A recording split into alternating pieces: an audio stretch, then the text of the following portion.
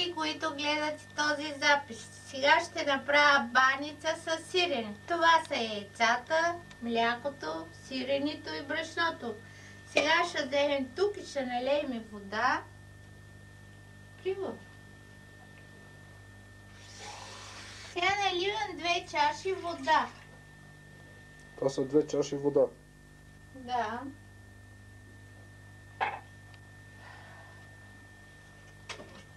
Слагам около 1 лъжица олио, за да бъде баницата трушлива. И почвам да меса.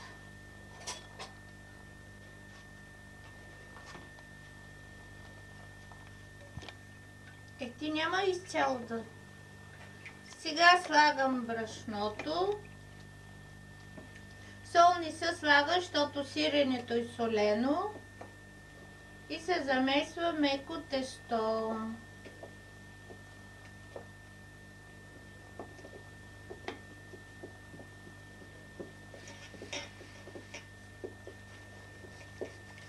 Може снимаш вътре.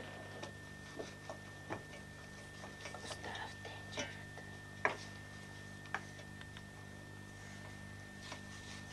Малко е тестото.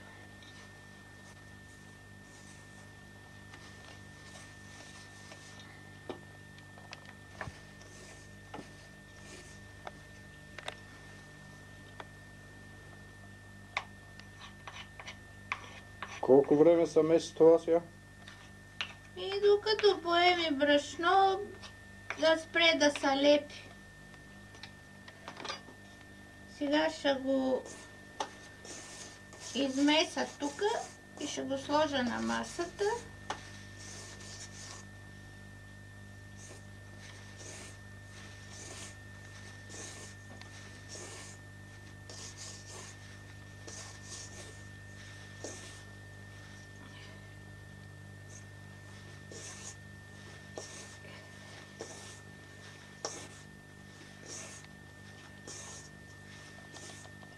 На масата.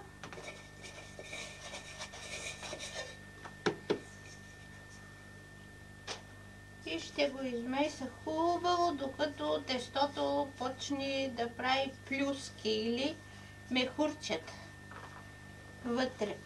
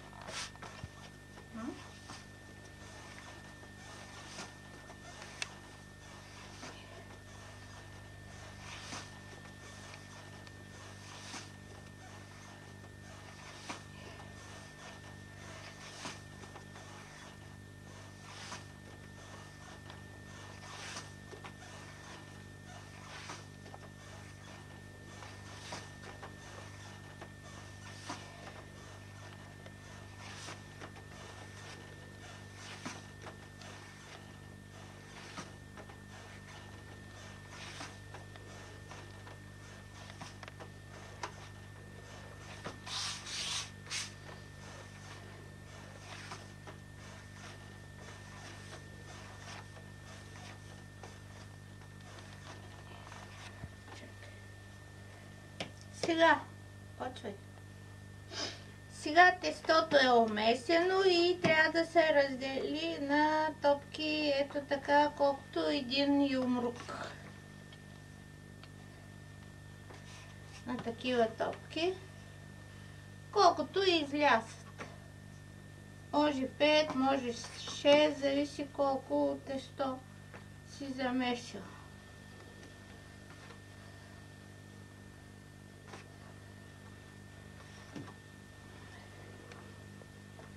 И всяка една топка се умесва по-отделно и се остава тук.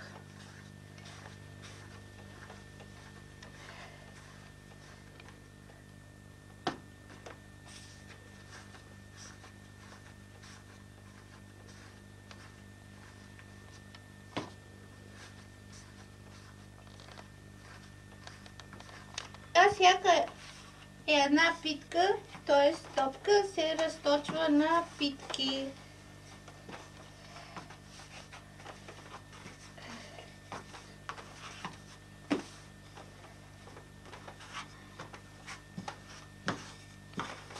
Големи, една пеня в диаметър. И се слага тук да почива.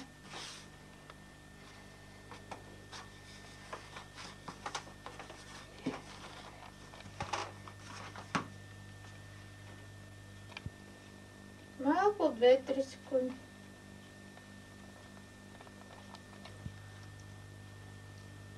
Сега трябва да направим плънката за баницата. Трябва да смачкаме сиренето с една вилица.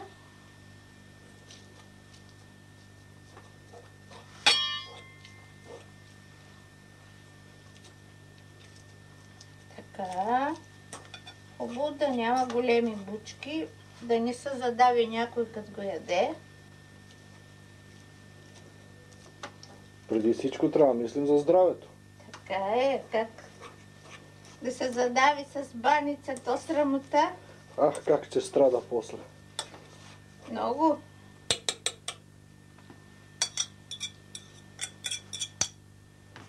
Сега се чукат яйцата.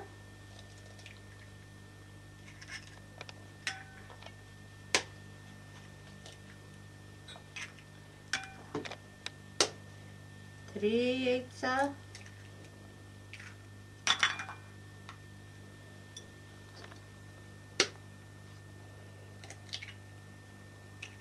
Четири.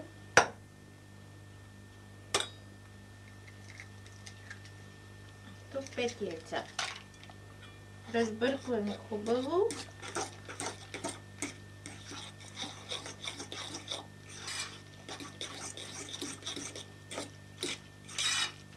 И понеже е много гъсто и сиренето много солено, се слага кисело мляко. Да се разреди и да отнеме от солта.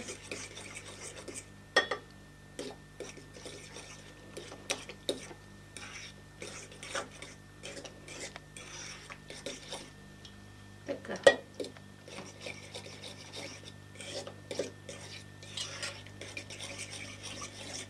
Това е плънката готова. Сега ще видим дали питките са отпуснали достатъчно.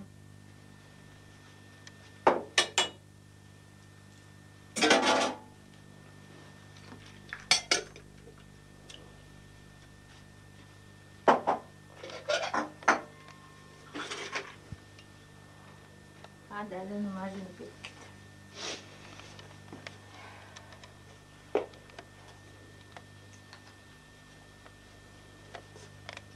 Снимаш? Сега питките се мажат, за да не направят кура и по-лесно се разтягат. Всичките питки се намазват.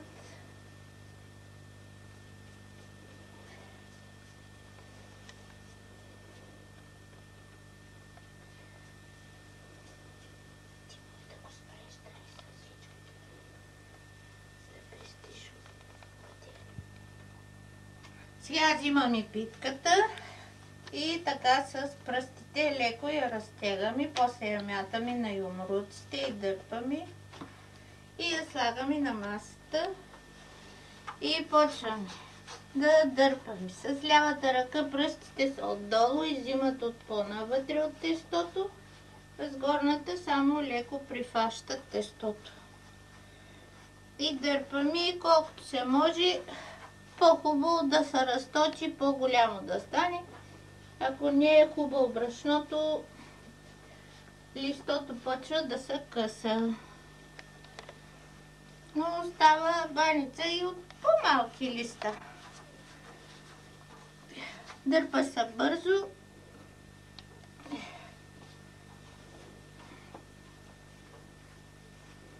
Така.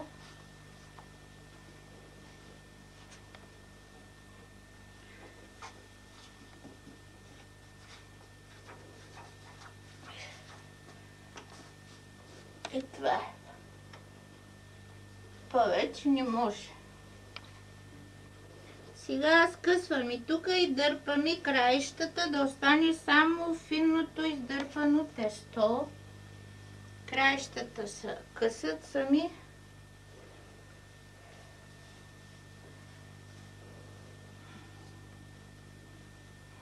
И ги слагам и настрани.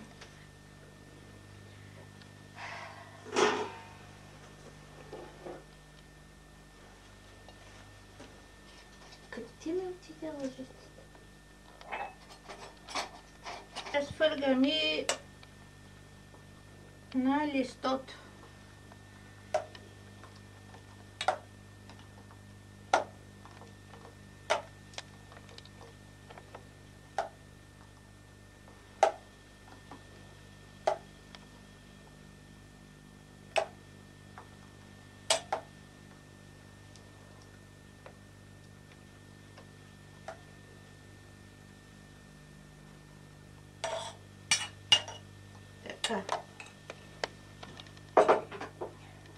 Сега поръсваме с солио.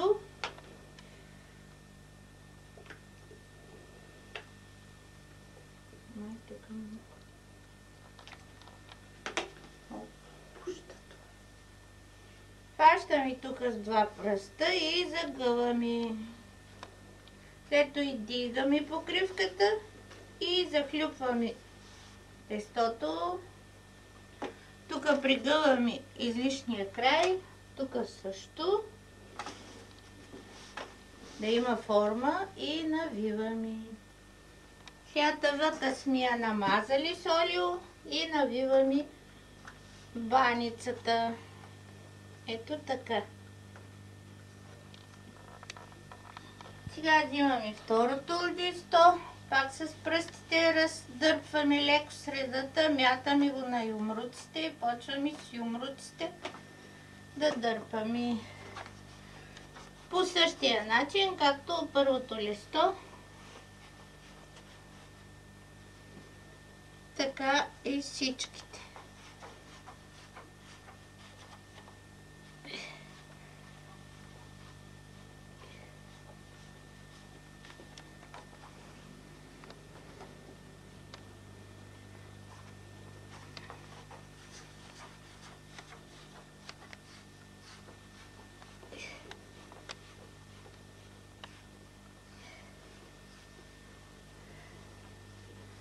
Така леко дърпаме да се отпусне.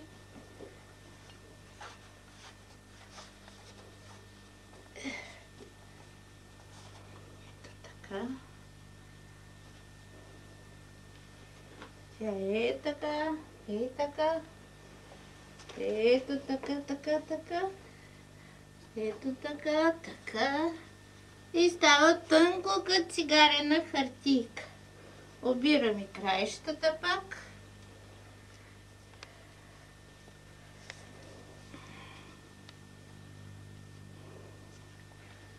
Тия краища после ще ги замесим за второ тесто.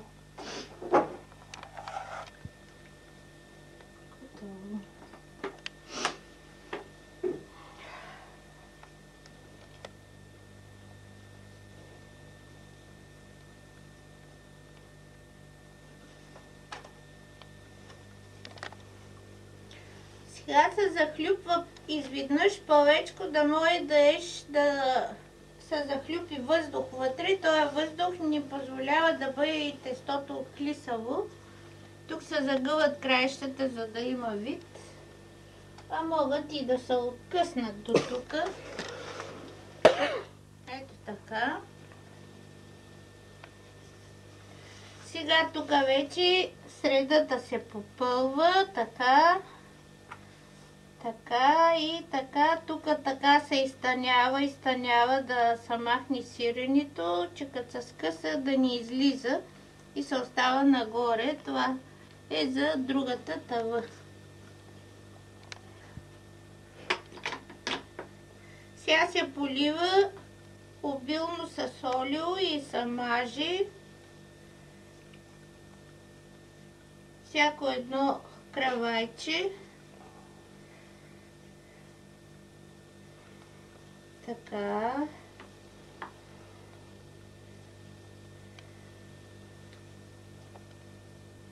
Се намазва и после това олио ще се излее като се опече.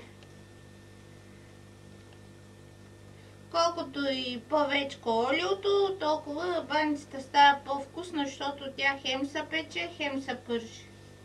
Тук така е да се ни залепва в краищата.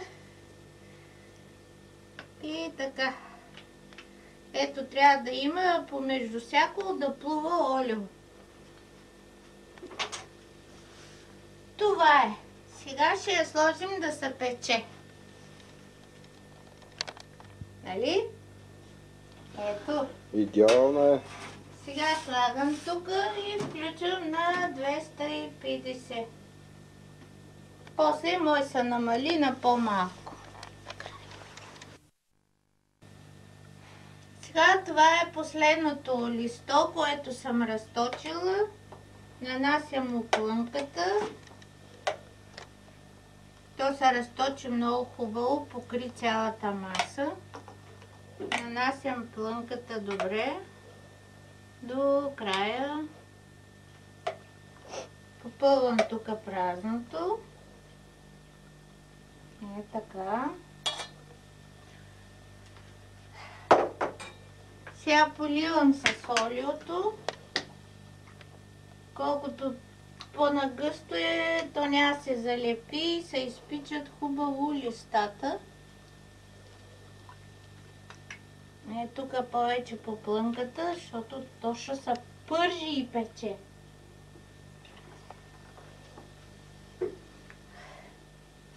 Така те съм я научила. Всичко си казваш.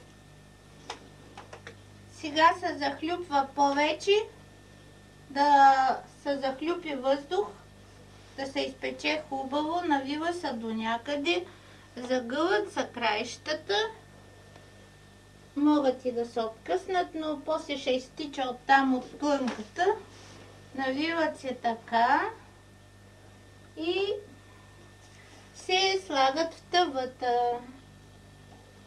Тая баница я научих от майка ми, Гуна. Тя беше специалист по баниците и правеше много баници дори и на комшиите за празненства. Това е за сега. Сега взимам и краищата на тестото и ги умесваме без брашно, защото ако се сложи брашно, тестото се втвърдява и после не може да се разтяга. Умесва се без брашно.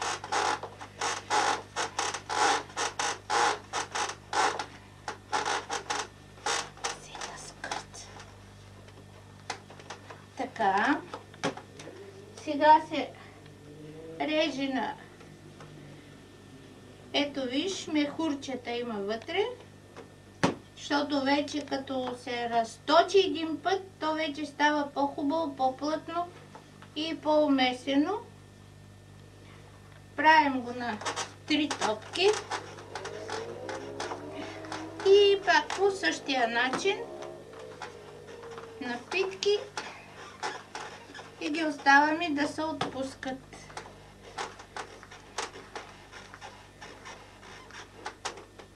Сега с точилката ще ги разточим.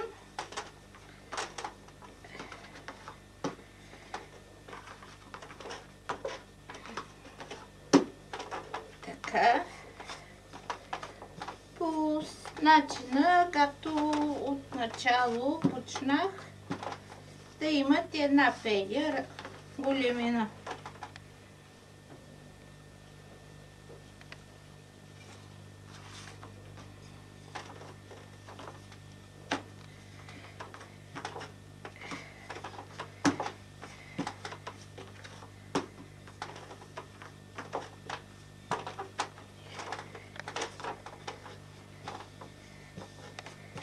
Така. Ето и втората. Сега третата.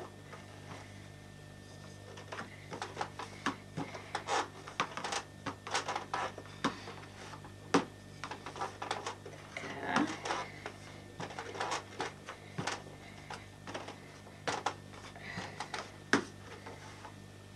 Така, ето и третата. Сега трябва да се намажи с олио, за да ни хваща коричка.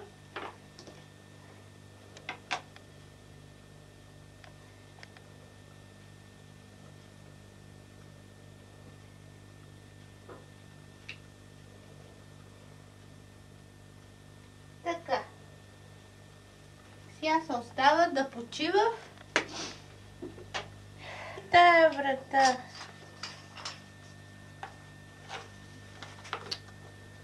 Сега баницата е готова. Трябва да се извади и да се отцеди олиото. Налюпва с дъската и се отцежда олиото. За да остане баницата суха и когато ядеш да ти е сладко. А не да капи по лактите ти и по масата. Готово. Сега се остава да изсъхне. Тоест да изстине.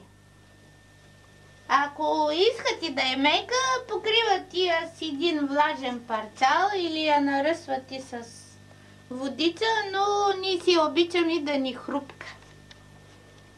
Това е.